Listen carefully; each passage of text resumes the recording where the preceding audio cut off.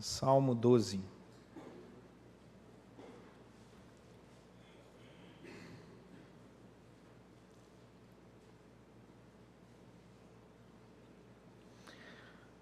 Socorro, Senhor, porque já não há homens piedosos. Desaparecem os fiéis entre os filhos dos homens. Falam com falsidade uns com os outros, falam com lábios bajuladores e coração fingido. Corte o Senhor todos os lábios bajuladores, a língua que fala soberbamente, pois dizem: com a língua prevaleceremos, os lábios são nossos. Quem é Senhor sobre nós? Por causa da opressão dos pobres e do gemido dos necessitados, eu me levantarei agora, diz o Senhor, e porei a salvo a quem por isso suspira. As palavras do Senhor são palavras puras, prata refinada em candinho de barro, depurada 7 vezes. Sim, Senhor, Tu nos guardarás, desta geração nos livrarás para sempre. Por todos os lugares andam os perversos, quando entre os filhos dos homens a vileza é exaltada. Nessa viagem aos Estados Unidos, nós tivemos a oportunidade de ouvir líderes, pastores de várias nações. E reencontrei um pastor amigo, Mateu, que é pastor em Bruxelas, na Bélgica, e ele contou, com muita tristeza, sobre a realidade espiritual na Bélgica. Não sei se você sabe, a Bélgica só tem 40 igrejas evangélicas. Bruxelas só tem 2. E ele estava contando sobre o desinteresse das pessoas que historicamente foram beneficiadas pela fé protestante. E que toda a base ética da nação tem influência protestante. E que está tudo sendo jogado fora. E que o movimento que mais cresce hoje é o islamismo, sendo que o cristianismo é menos de 1%, o islamismo já alcança 20%. E a grande maioria da população é agnóstica ou ateia. Não tem nenhum interesse na sua relação com Deus. Uma tristeza você ouvir o relato de um pastor que está lá, jovem, já percebendo, ele nasceu e foi criado nessa cidade, percebendo seus colegas suicidando, amigos perdendo a vida porque não tem sentido para viver, apesar de toda a segurança, de uma economia super estável, de uma vida social extremamente confortável, e ele dizendo, a tristeza no coração das pessoas é algo evidente, mas eles não se dobram ao Evangelho. E aí nós olhamos o texto do Salmo 12 e percebemos que esse texto é muito atual, porque esse texto, ele fala de uma opressão social. Esse texto, ele fala sobre um inimigo antigo, que se renova a cada milênio. Eu vou dizer milênio para não dizer nem década, nem século, não, é milênio mesmo. Nós olhamos para uma história milenar, que repete a mesma estratégia há milênios, e as pessoas continuam caindo, quer dizer, não é uma coisa nova, não é uma armadilha nova, não são conceitos novos, é algo antigo, que remonta à época do Éden, que remonta à época em que o homem achou que podia construir uma agenda sem Deus, onde Deus não faz parte do seu dia a dia, porque Deus é desinteressante. E eu consigo com os meus lábios, com a minha força, alcançar aquilo que eu desejo, então eu vou excluindo Deus da agenda. E é interessante porque esta característica milenar de opressão sobre a época, um tempo, ela se renova apenas no coração dos incautos, quando não percebem os equívocos históricos daqueles que já caíram nessas armadilhas. Os valores, por exemplo, sobre família, igreja, amigos, sociedade, tudo sempre foi muito discutido, sempre foi muito atacado. A diferença, talvez, desse tempo que nós chamamos hoje, é que nós somos agora a aldeia global. E isso nunca a humanidade experimentou. Nós somos agora a sociedade da informação, e isso a humanidade antes nunca enfrentou.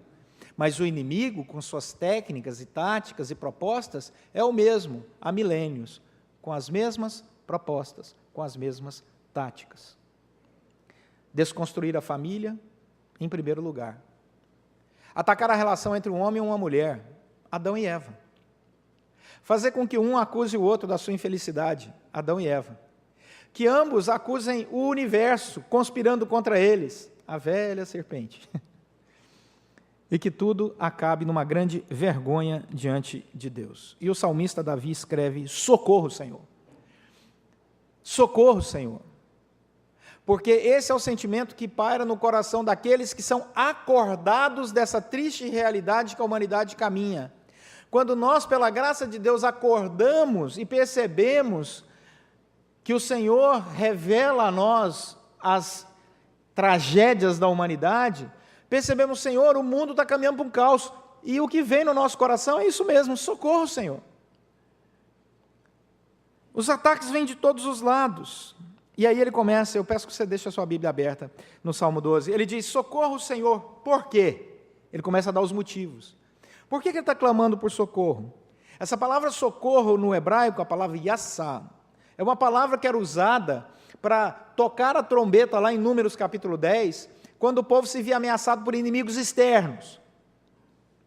Então ele gritava assim: vamos buscar aquilo que pode nos salvar, e tocavam-se a trombeta, e o povo se ajuntava, porque Deus estava conclamando o povo para ficar alerta com a pressão externa. É a mesma palavra usada aqui. Davi diz assim: socorro, como se ele estivesse tocando uma trombeta bem grande, bem alta, e dissesse para todo o povo: ajunta aqui, acorda meu povo, porque algo está acontecendo.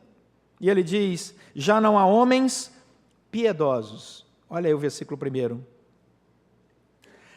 Um autor chamado Peter Drucker, ele disse que nós deveríamos resumir as grandes missões da nossa vida em frases que coubessem numa camiseta. E ele lembra o fato de que Jesus fez isso há muito tempo atrás, quando ele disse: ide por todo mundo e pregar o evangelho a toda criatura, fazei discípulos. Ele disse: isso cabe numa camiseta. E essa é a missão que a igreja não pode esquecer. Essa é a missão que é dada a todos os cristãos. E é interessante porque, olha o versículo 1, ele diz que os homens piedosos, e é por isso que ele está clamando por socorro, eles desapareceram.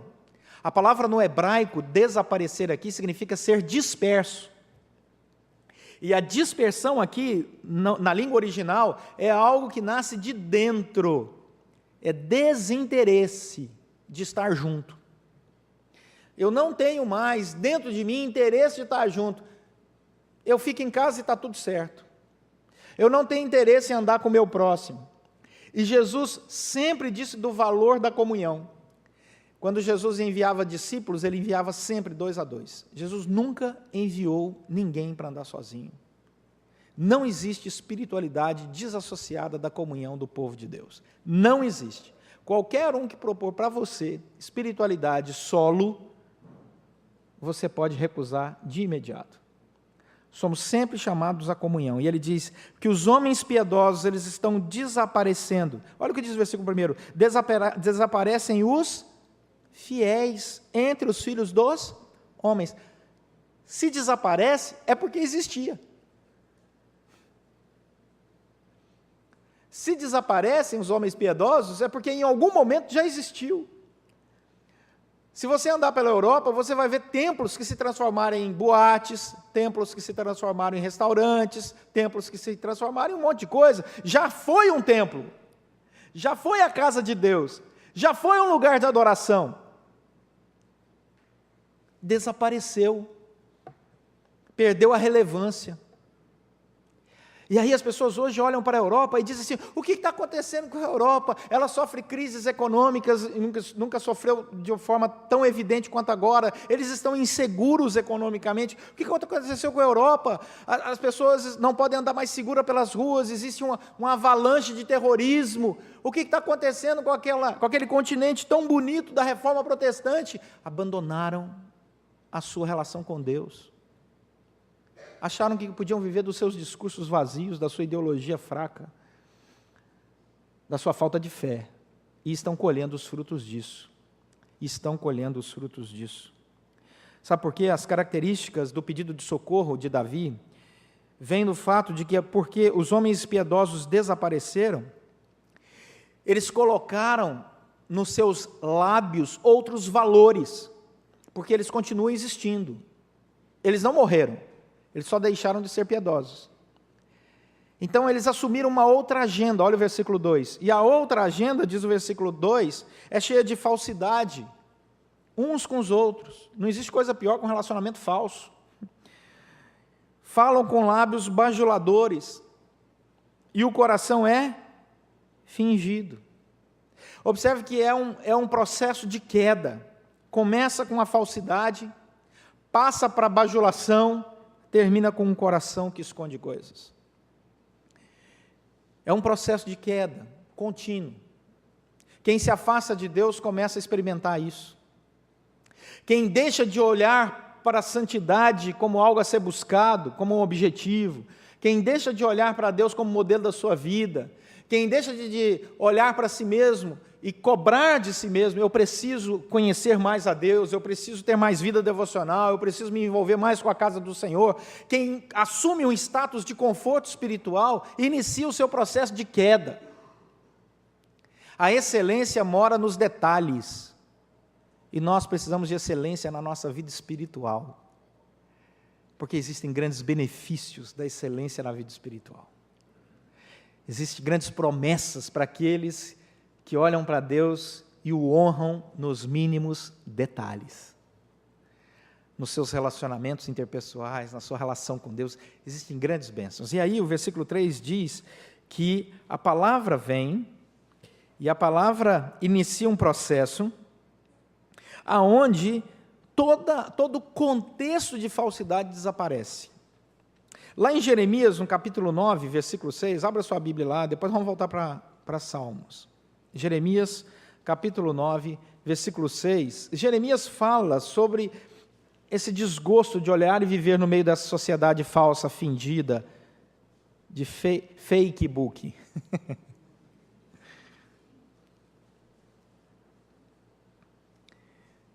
Existem centenas de anos de diferença entre um texto e outro, mas olha como o texto se parece. Jeremias 9, versículo 4. Guardai-vos cada um do seu amigo, e de irmão nenhum vos fieis, porque todo irmão não faz mais do que enganar, e todo amigo anda caluniando, cada um zomba do seu próximo, e não falam a verdade, e ensinam a sua língua a proferir mentiras, cansam-se de praticar a iniquidade, vivem no meio da falsidade, pela falsidade recusam conhecer-me, diz o Senhor. Jeremias e Davi são homens em épocas diferentes, com centenas de anos separando uns aos outros, e se você andar mais centenas de anos para frente, você vai encontrar Jesus Cristo trazendo o mesmo diagnóstico da sociedade, dizendo: vocês são sepulcros caiados, por fora estão vivendo uma bela espiritualidade, mas por dentro seu coração está cheio de falsidade. E quando nós olhamos 2000 anos depois, no tempo que se chama hoje, encontramos as mesmas armadilhas, os mesmos problemas. Volta lá para o Salmo 12.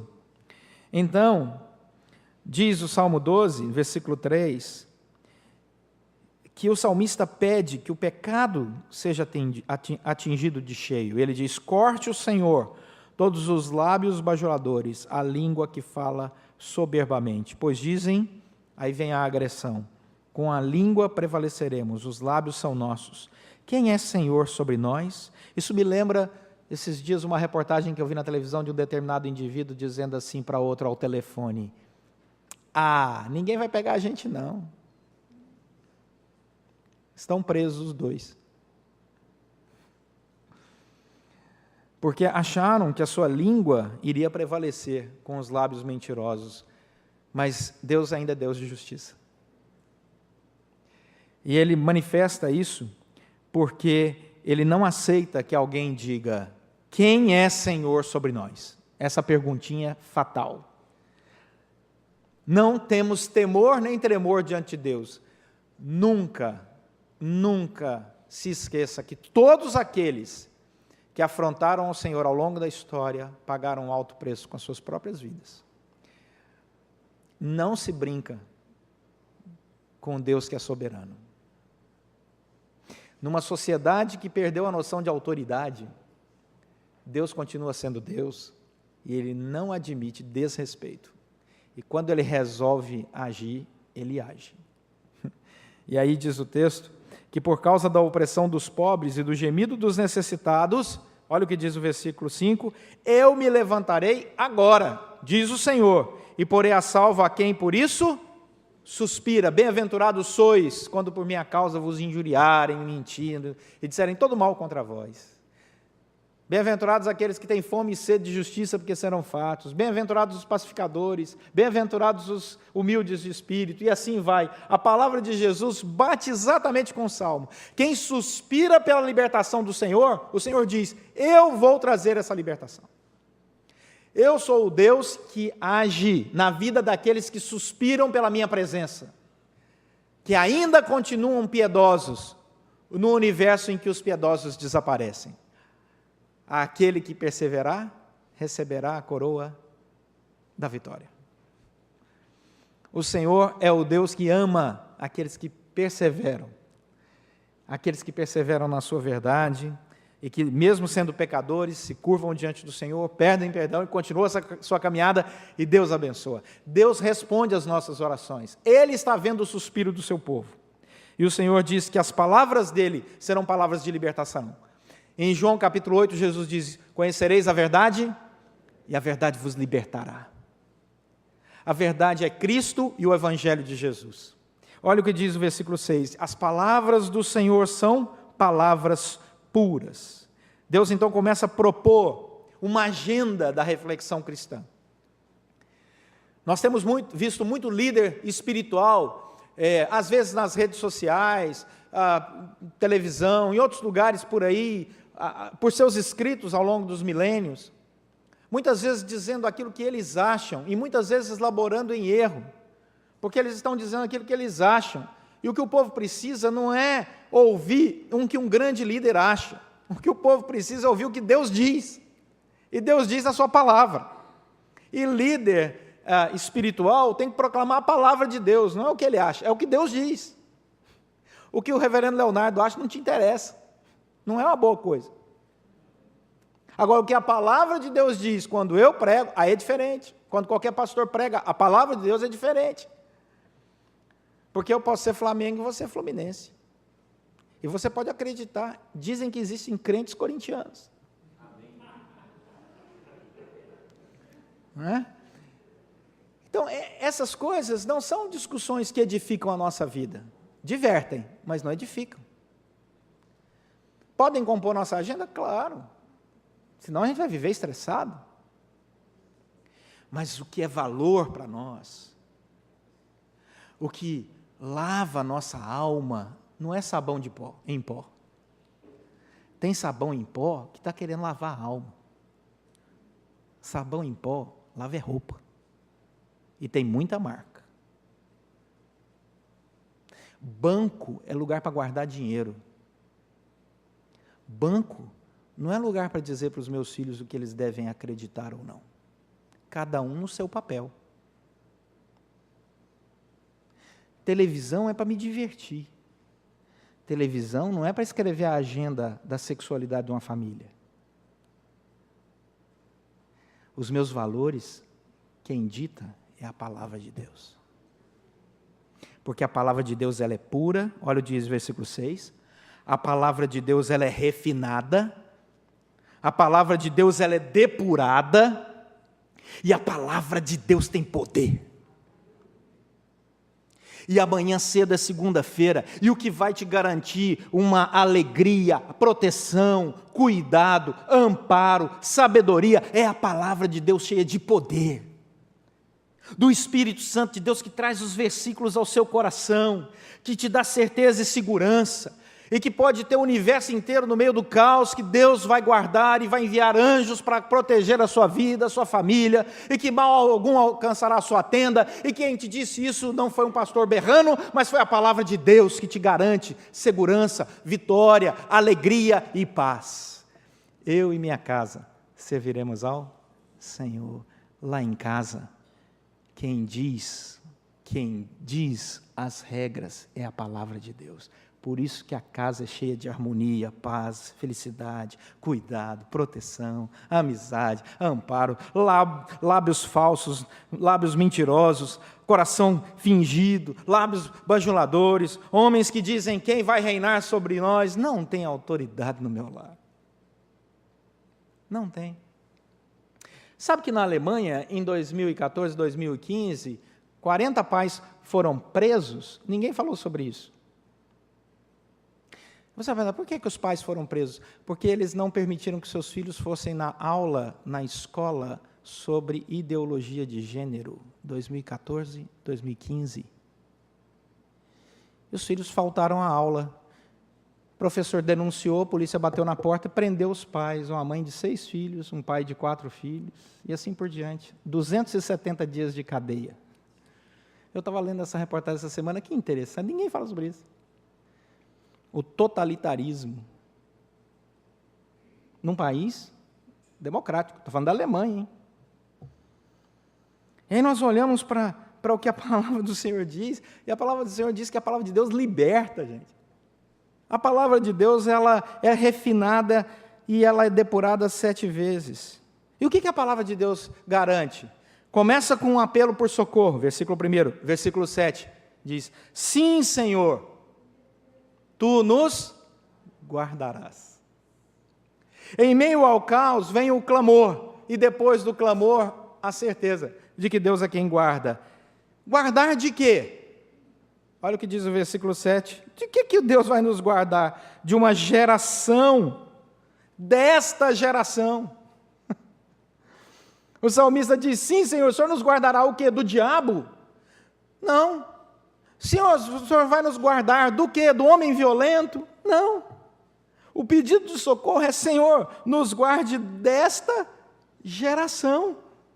Porque o salmista está percebendo a pressão e a opressão dessa sociedade sobre sua vida, sobre sua casa, sobre sua nação. E ele ora, e o coração dele está tranquilo. E aí, ao terminar o salmo, e nós terminamos com ele volta à afirmação, para que ninguém nunca se esqueça, por todos os lugares andam os perversos. Hein? Quando entre os filhos dos homens, a vileza é exaltada.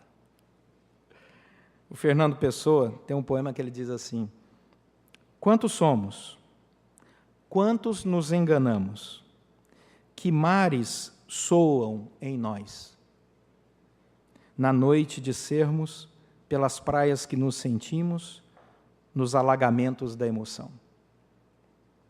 Que mares soam em nós? Quais são os mares que soam em nós? Quando nós nos sentimos alagados da emoção.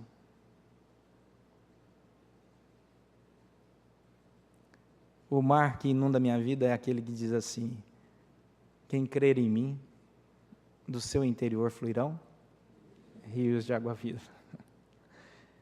Esse é o som que faz no ouvido daquele que entende o que é a palavra de Deus. Portanto, quando o salmista encerra, ele encerra com uma palavra de advertência, depois de ter trazido a palavra de livramento. E aí a pergunta que não quer calar é, tá bom, pastor, o senhor falou, mas o que é que a gente leva para casa aqui nessa noite?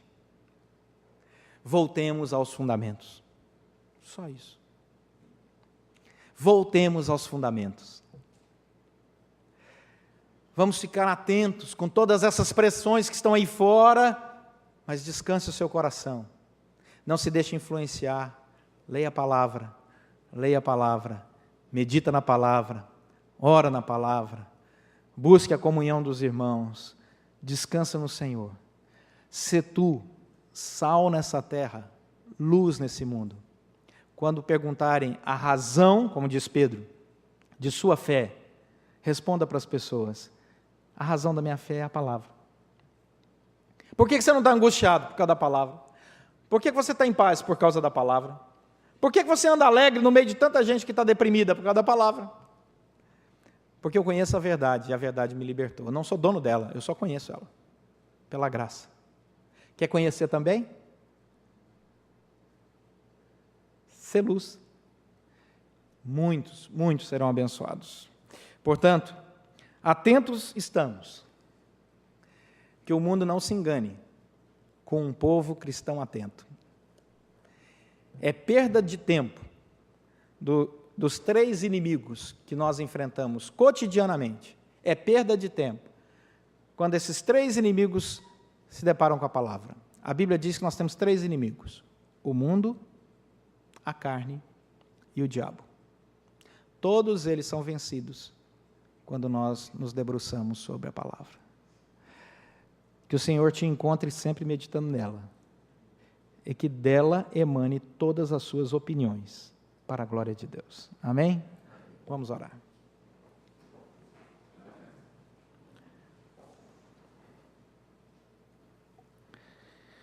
Senhor nosso Deus, nós